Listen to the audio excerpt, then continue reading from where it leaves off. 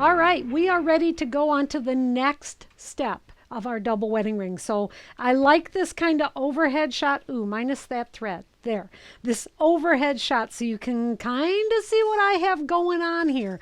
This would be the equivalent of 3 rows on this double wedding ring. And I want you to take a really close look at it because now I'm going to deconstruct it. I'm going to take out these pieces that are not done. I don't even know if you noticed I was tricking you. I'm going to take out these melon sections so that you can see the row. So do you see how the row, let me pull this forward. Maybe you'll be able to see it better. There. That is the row. The row on a double wedding ring is like an S curve. Those of you living in Grand Rapids know exactly what I mean by that. So this is how you put the double wedding ring together. When I first tried making a double wedding ring out of that pattern in the magazine that I mentioned, they had everything made in complete circles. And so you were trying to intersect, let's put this guy here. You were trying to make an intersection here. So this was the row with all the complete circles. And then you're trying to piece this little point up into this little corner and then come back out again. I got to tell you, I'm good, but I'm not that good. I was not able to actually make that work out. So it was in John Flynn's class that we learned about the curved row makes all the difference in the world. So this one, the first row is completely done. The number 1, 3, and 5 are complete circles, and then 2 and 4 are little half circles. Now, it's not really made that way where you make a big circle, although you could, but it's easier to do it in some different types of sections that I'll show you. So let's fold this up and show you this is the second row, and I'm going to move it over because we're going to work on this next section. This has 4 blocks so far. We need 5 on here. So the idea is I'm going to take this center section and then I'm going to, I know that this is going to be a down. I don't need to put anything on the top. And then, oops, it's purple on the inside like that. So that will be that block, and I'm going to construct or kind of design a couple of other ones to go with it. So if this is a purple ring, the next melon to go here should have yellow on the inside and purple on the outside. When it come down, oh, but I actually need that not to be there. I need this to, okay, yes, I'm right. Okay, sorry, I'm confusing myself. You know, I'm all the time trying to think of faster ways to do things to be more efficient. I got to tell you, when it comes to a double wedding ring, you have to take your time so that you're sure that everything is designed the way you want it. Like, for instance, I mentioned early on about how when you're making that yellow arch, you always put the blue on the left and the red on the right. I can't tell you how many times I've screwed that up. Because I'd get to doing one where the yellow was on the right and the orange is on the left, and I'd want to put the blue over here and the red over there. Nope. All the time, the blue is on the left, the red is on the right, no matter what colors there are in the arch. So there's a lot of different things with the double wedding ring that seemingly seem simple, and they're not hard in terms of construction, but it's hard just to keep your mind straight on what you're doing. So I'm going to construct part of this second row. So with the yellow on the inside and the purple on the outside, this is the melon that goes here. So this circle, if you will have purples in the middle. So here is my center sections. I can lay that there. This next one over here is going to have yellow in the middle. And with this section, I want to finish it so it's down here. So I'm keeping this row going in the same way. Every time it's going to be the same. So then I can continue going this way. Yellow on the inside. And I got to put a center over here too. There. And a center over here. And there, I have just enough to get 3 rows done in this next row. So this is kind of the steps you take. I also mentioned that I personally don't go, oh, I need 50 melons to make this entire quilt. I kind of make them as I go. so that I'm kind of breaking it up, I guess, a little bit. I can do 8 to 16 at one time with them this size and then make my rows and then go on to my next 8 to 16, just kind of changing things up as I go. So for this, I'm going to be able to finish this row and get these 3 done. We're going to push this up here. And I'm going to show you how we construct these blocks. So this block will be 1 center and 2 sides, as will this one. 1 center and 2 sides. This block, just because, will be 3. I'll have a center and 3 melon sections going around. Then this one I'll have be just 1 center and 2 sides again. So it's always going to be different. It's not always going to be the same that this would be with 3 and 2. I guess it could. I just never think that far apart or far ahead, I guess. Okay, I'm going to start with this one and then I'm going to put this one on. So I'm going to put this one on and then I'll put this one on. Okay, and as always with curved piecing, I am still going to work with the concave on top. So most of the time in the double wedding ring, when I'm to this part, I'm going to work with the center on top of the melon. Let me move these out of the way so we have a clear view from that camera. All right, so I'm going to piece it with the center on top of the melon. First, I need to find this 1/4 inch point on this little arm. So this little arm, now you could actually mark it with the pen if you want to. I just put a pin there, but that tells me that's my 1/4 inch on that little arm.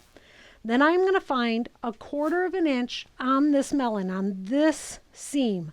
I need the pin to go right down into the intersection, a 1/4 of an inch from the edge. Then I'm going to line it up and put my pin in. I take my pin out and then I secure it right there on that seam. So when I'm sewing that seam, I know that that is my turning point. Now I'm going to come to my other side and I'm going to do the same thing. I'm going to find on the arm that 1/4 inch point. Then I'm going to find the 1/4 inch point on the melon right there. Then line it up so that it is pointing right toward the square, which is going to be part of our 4 patch. Take out that pin, whoops, tipped up a little bit, and put it back in right along the seam line. Now I'm also going to mark the center. Put a pin in the center. That is my pinning sequence right there. The starting of the sewing is the thing that's the most important. Let me get a little pointer here. When I first made my first double wedding ring, I started sewing right here on this edge and I came straight in. And I had the hardest time getting everything to situate perfectly. It was like everything, this little guy here, it was this seam, and the center section would come up between the 4 squares. It just wasn't working right. It was in John Flynn's book that I realized what I was not doing maybe properly. Instead of starting here in the center, you're going to start on this corner. I'm going to start on this corner. I'm going to sew into, right to where I put that pin, into that 1/4 inch. Then I'm going to start and stop and turn to complete my curve. When I come to the other side, I'm going to complete the curve, stop again at that 1/4 inch intersection, and then go off onto this little square. It is the oddest thing, but it works. So I'm going to go to the sewing machine now and do that. We're going to try and get some good close-up shots for you, okay? So I'm going to start at my sewing machine. I do have my open toe applique foot in, so hopefully you're able to see some with these shots. I'm going to start with the leader. Now I'm going to start sewing on the corner of that leg. And I'm going to sew in on the diagonal right to the needle. Then I can stop and take my needle out, lift my presser foot, turn so the center is lined up to sew. Whoops. There. Then I'm going to use, there it is, going to use my seam ripper or my awl to help hold things in position and sew the 1/4 inch away.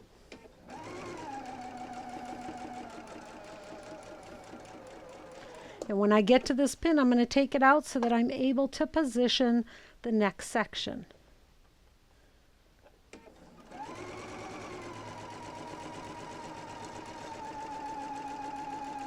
I'm going to sew right to that pin, right to where that intersection was. Stop, take the pin out, and lift the presser foot so that I can turn it. So now I'm going to sew off that little edge right here, right to that corner. And stop with my leader.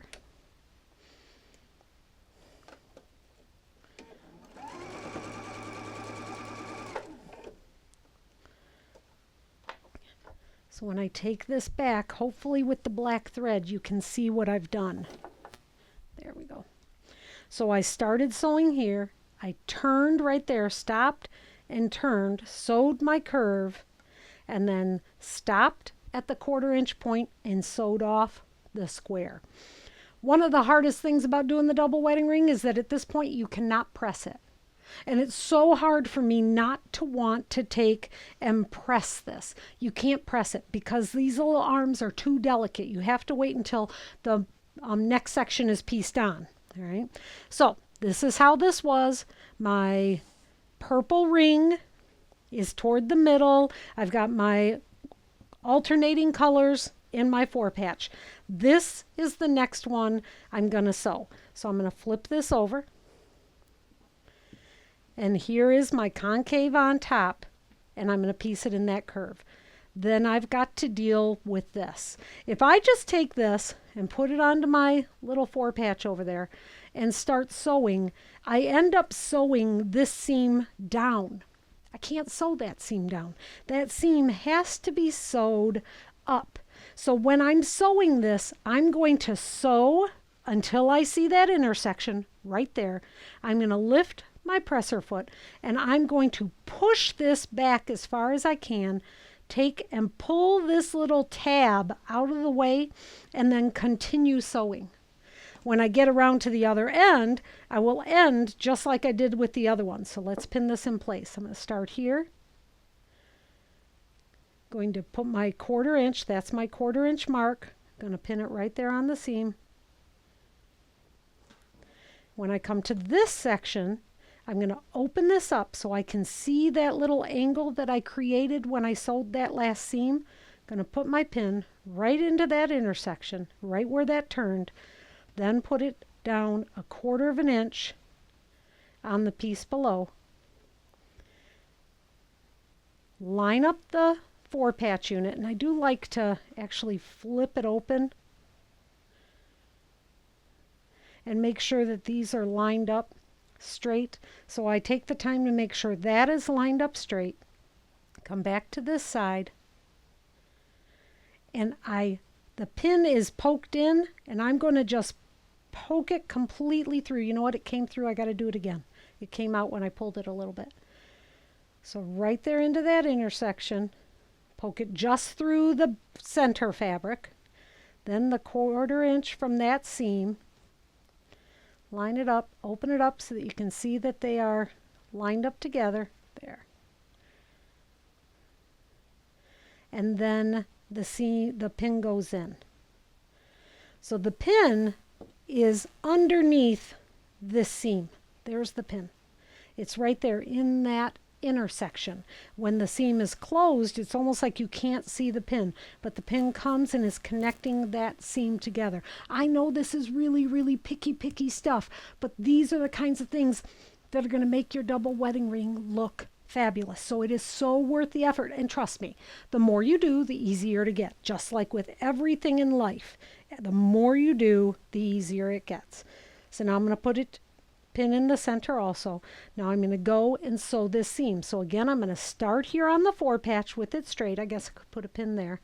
I don't know that I normally do, but I will. I'm going to start here. I'm going to aim for that intersection of seams right there. Stop, lift this up, and kind of crunch it down as I continue on. So the first part's really simple. Nice and straight. I'm looking at that intersection. That's the intersection I'm shooting for. when I get to that intersection, stop with the needle in the down position, lift my presser foot and take out my pin. Now open it up. Still got to line up my arches. There. Now I take my presser foot and I'm kind of pushing that back. So now when I start sewing, it kind of crunches it right down, which just doesn't seem right, but you got to trust me, it is. Now I'm going to go around the angle.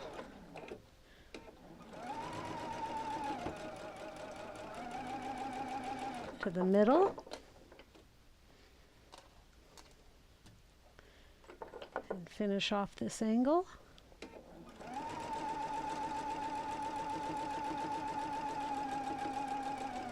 Now I'm going to go right to the intersection there where the pin is, that 1/4 inch mark of that little arm. Stop, take the pin out, lift your presser foot so that you can turn it easily and sew off to that corner.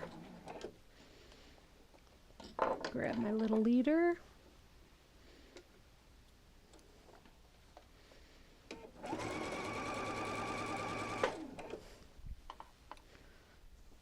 All right, so now the proof is in the pudding. Did I do everything? All right, it looks pretty good. Okay, so I can show you.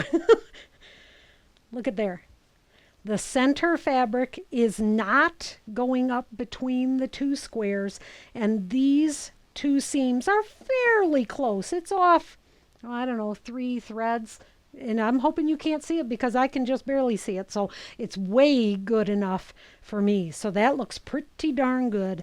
Now I'm going to press just this end of these two seams. I'm not going to press this part, but I am going to press that. Mainly because I just can't take it. I must press. So I have to press these to make it look really nice. So I'm going to, like before, I'm going to press it toward the arch color. So away from the center. So you really need to do it finger pressing it first, then take your iron to it, then do this other side. And remember, we've already spray sized the melons, so when I am repressing this, the sizing is almost activating, I guess, if it will, so I won't have to re-spray this until I'm closer to getting entire rows done. And then this little patch of the 9 patch, just push it to one side. It'll kind of tell you what side it wants to go to.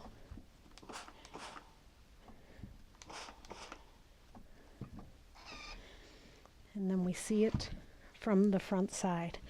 All right, that looks pretty good. I've never, done this with people watching me so closely. Okay.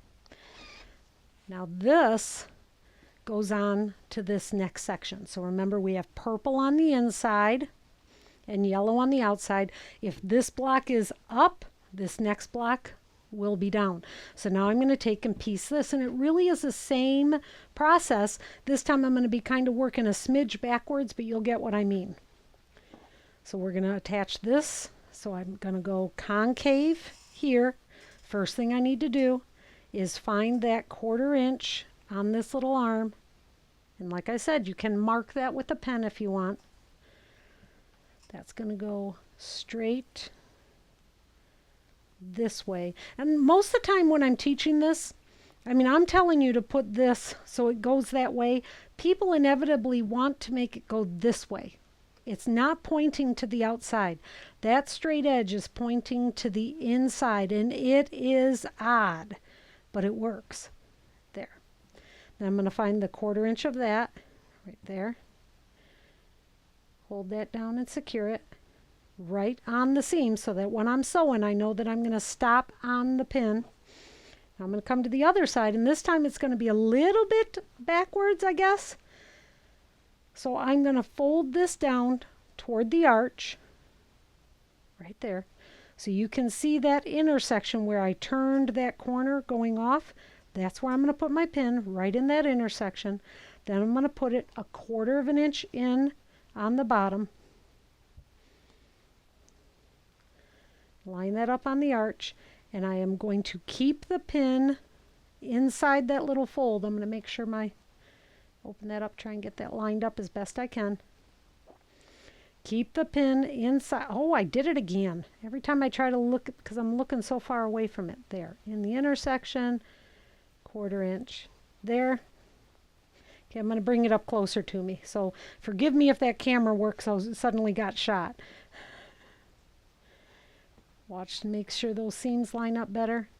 And then line up the pin. All right. And I don't want to put a pin here on this outside because I need this. Let me do the center one first and then I'll tell you.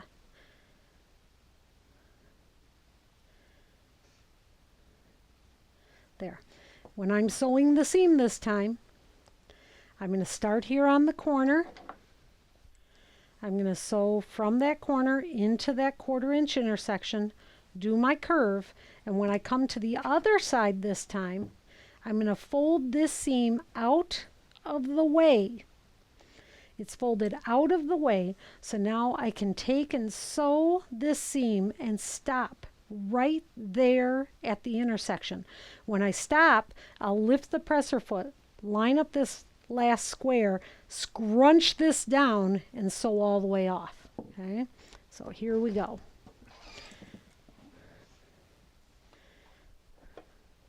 So we're going to start at that corner. There. Going to sew right, whoops, to where the pin is, because the pin is marking my 1/4 inch. Oops, let me lift that a little high. Get that. Something stuck a little bit in there. There. So right to the pin, stop, lift my presser foot high, take out my pin. Now I can sew this curve.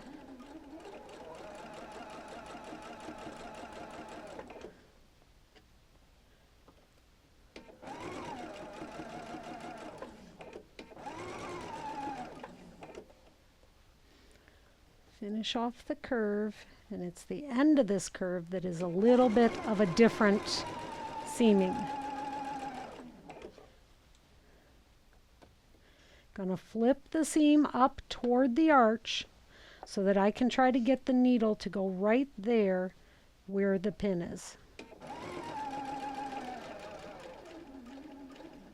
Oh, right there. Lift the presser foot. Line up your edges and get this seam to try and lay down as close to it as you can. But it's kind of a scrunchy seam. The seam is indeed scrunched. Let's cut that off.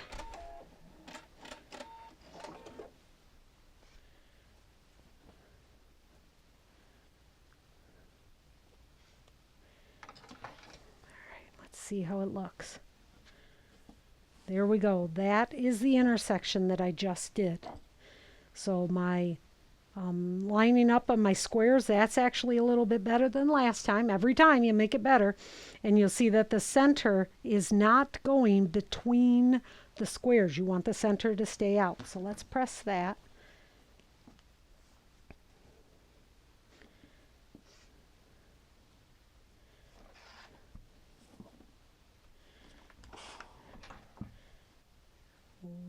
Whoop, there.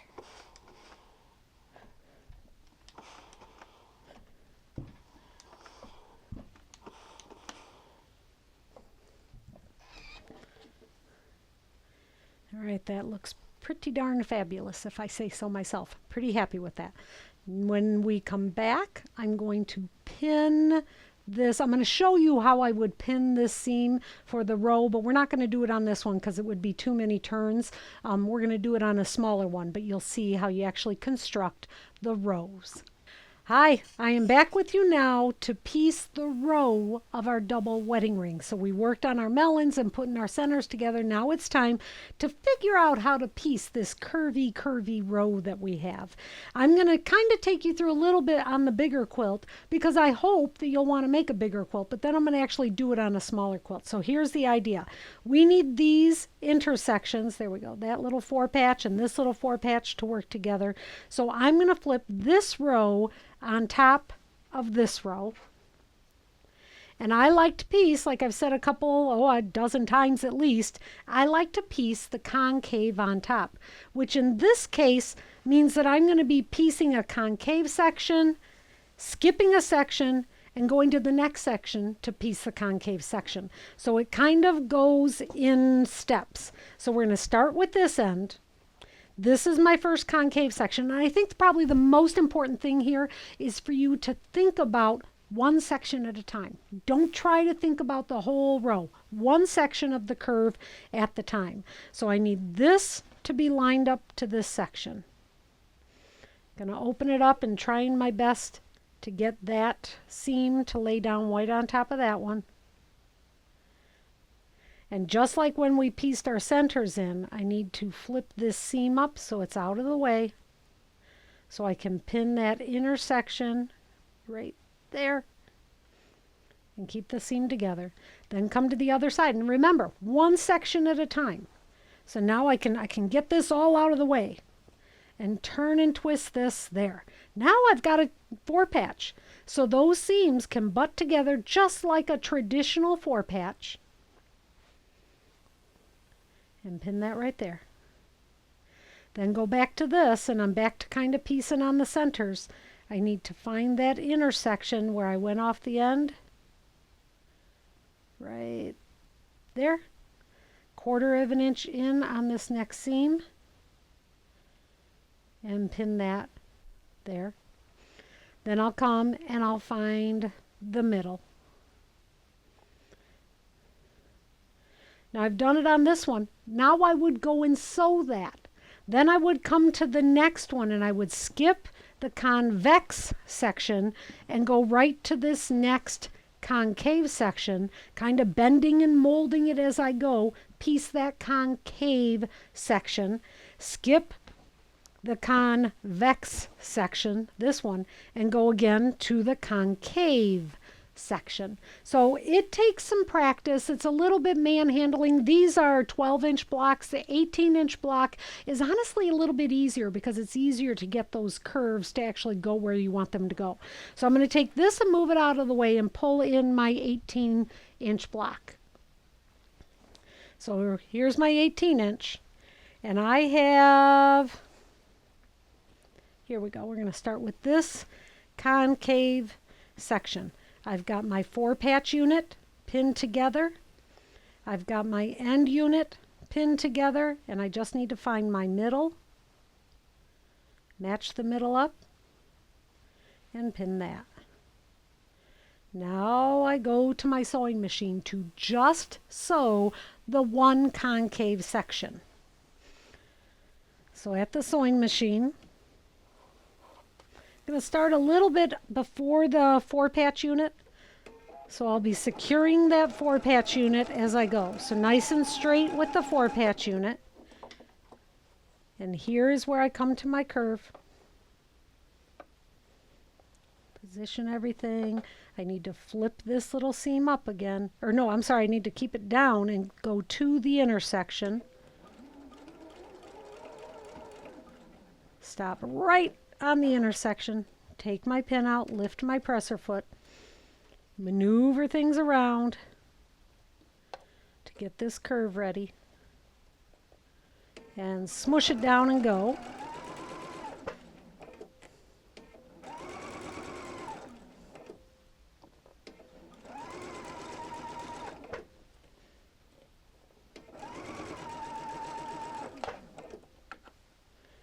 To my next pin, and then the second half of the curve.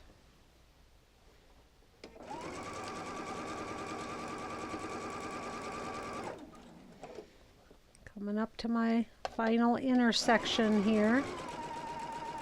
And this is where I'm going to flip this seam up to the left so that I can see the intersection. Whoa, one more right there. Take that pin out, lift my presser foot tall so that I can line this up, kind of smooshes it down, and sew to the end. And cut that off. And so you kind of work your way through the row that way, one section at a time. So this concave section is done. Now I'm going to flip it over and work on this concave section. So I'll sew this concave section and then the quilt top will be done. So we have the two curved sections pieced in that row. So that's the row you can see because I haven't pressed it yet, but you can see the 4-patch unit works. Here's the intersections where they all come together. Everything looks good. So that's the processes for making a double wedding ring, and you might have noticed that it's not something you're going to make in a weekend. I actually, one of these 4-patch units like this, I can make in just a day or so. It doesn't really take that long, but when you're doing a larger one with a lot of the pieces, it takes a while. So I hope that if you were ever fortunate enough to have received a double wedding ring quilt as a gift, you now realize how much love and time went into making that quilt for you. Because as much as I love making it, it is a quilt that takes a lot of effort and love and time. So once I get this one done, when we come back here in a little bit, I'm going to be quilting this. So I'm going to take this 4-patch unit, I'm going to get it all basted, and then we'll meet in my studio and we'll do the quilting of the double wedding ring. So if you're thinking about having this long arm quilted, there's steps that I hope your long armer knows on dealing with the curved edges. So kind of keep that in mind. So there you have it. We have pieced a double wedding ring, completely the top. If you have any questions, you can contact me at quiltingwithnancy@gmail.com. You can find this and so many other videos on our YouTube channel, which is onpoint-tv. You can see all of our videos, links to all of those, and to our shopping center so that you can purchase books and patterns. My pincushion pattern is out there also. All of those are on our website, onpoint-tv. Don't forget to subscribe to our channel. Please, please, please share the videos with your friends, and don't forget to tell them to subscribe too. And when they subscribe, hit that little button that's down there on the right hand side of your screen. That's going to give you notifications, so if we do a live video or when we actually come out with a new video. So I hope you enjoyed this process. I so would love to see you make a double wedding ring.